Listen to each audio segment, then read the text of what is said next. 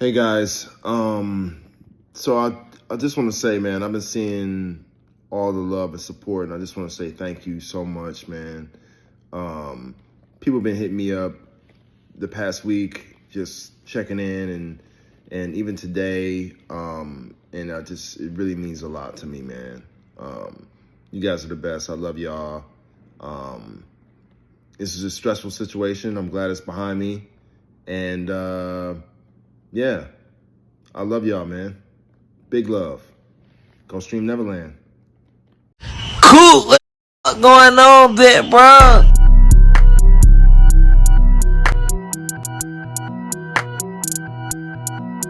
What's good with the squad? Hey, this Diddy trial reminds me of an episode of Law & Order SVU.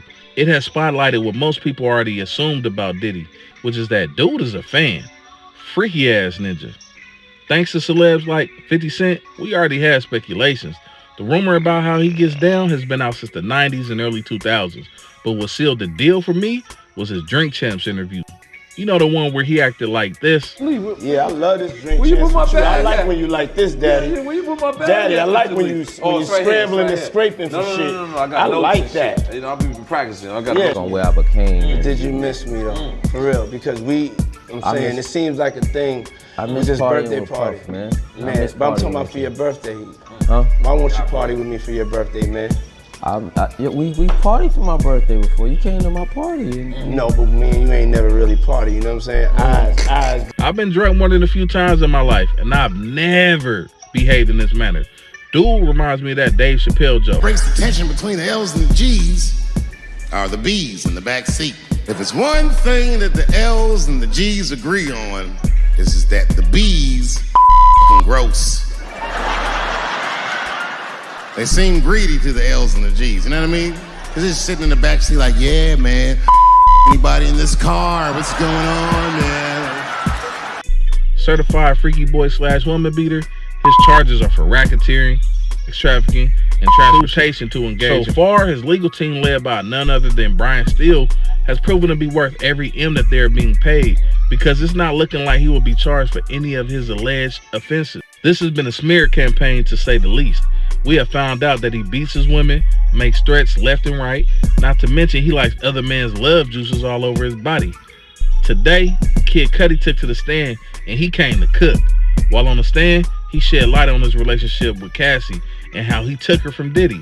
Dressed like the Fonz, Cudi will take to the stand to address the rumors that have been out for some time, which was, did Diddy really blow up his car? He stated that he and Cassie went from being cool friends to dating in 2011.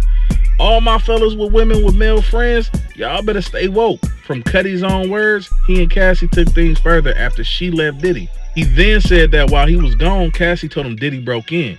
Not letting much time go by, he took a worried and stressed Cassie to the Sunset Marquee, thinking they would be low-key there, as if the dealer wouldn't be able to locate their whereabouts.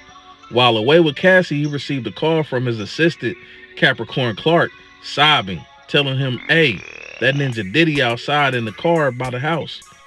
And if he's still in there, he ain't happy. Cudi decided the best thing to do was call Diddy so he could see what type of time he was on. He then said that Diddy told him to pull up.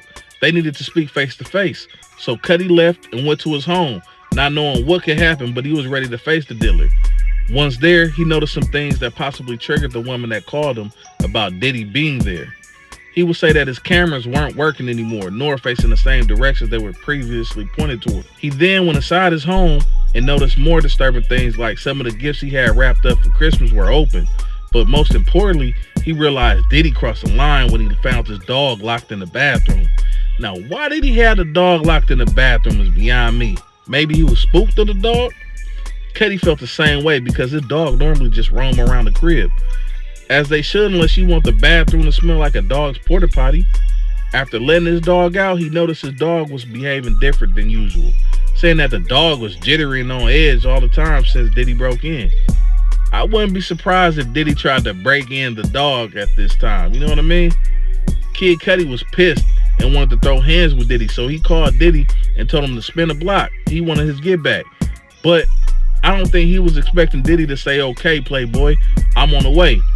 Cudi must have had a change of heart because they didn't link up. Instead, he said Diddy kept calling him. but he didn't want to answer.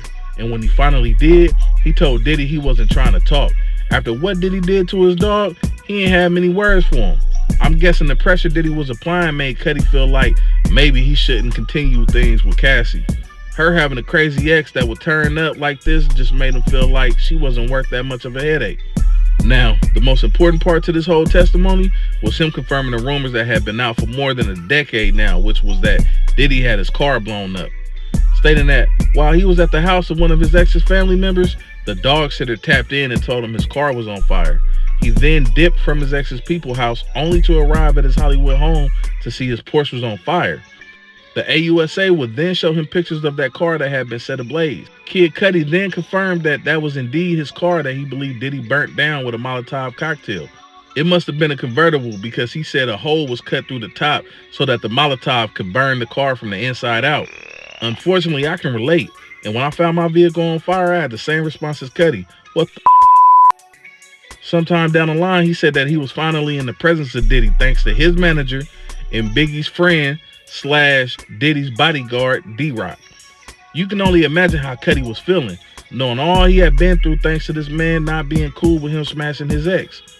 When he got there, he would say that Diddy was standing there looking like Thanos after he got his last Infinity Stone. Diddy then let him know that Cudi was out of pocket for getting with Cassie, knowing he and Diddy were once cool.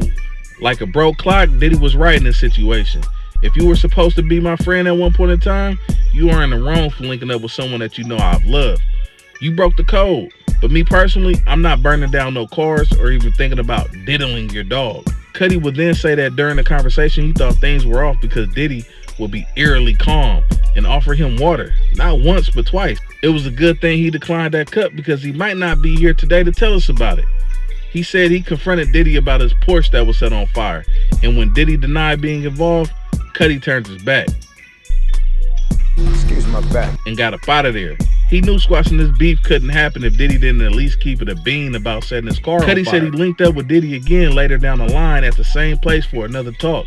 This time, he said Diddy admitted some of the things that he did to Cudi and offered up his apologies. Probably trying to get a song from Cudi because at this time, he was working with Kanye on Good Music. Diddy's confession made Cudi feel like everything could be good now, because Diddy at least accepted responsibilities for the BS behavior he was displaying. But here's where the bankroll Diddy bestowed on his lawyers paid off. Brian still flipped the script onto Cassie, the same way they had done all throughout their cross-examination, by asking if Cudi knew that the DNA discovered was actually from a woman. Then reminded him that he told the court that Cassie left him and had him feeling used and played, and in the words of Rick Ross, he ain't even know it. He also asked him if Cassie ever mentioned being assaulted sexually, which Cudi said she did not. He asked Cudi if he had surveillance pictures of Diddy committing some of these acts, in which he didn't. Which makes sense because when Cudi said he got home, that the cameras were facing different angles and some weren't even working at all, making room for doubt without physical concrete proof. Not to mention he asked if his home looked like someone broke in, which Cudi said no. That makes it seem like someone with access could very well be responsible because obviously Diddy didn't have that kind of access to his home. Then Brian still set up the final play to add more doubt by asking if he knew what a burner phone was and if Cassie had more than one phone based off Cudi's own words. But the final piece to his short cross-examination was him asking if Cassie told him that she herself gave the address to his home to Diddy, alluding to the fact that she could have had someone else set the car on fire to make it look like it was Diddy. You can see how he got thug out of his situation. Dude is good. Look, one thing I know is that when they make this a movie, it'll have to be a part 2. Just like Thanos needed a part 2 to his story. Y'all let me know in the comments. Do you think Kid Cudi's testimony will hurt Diddy?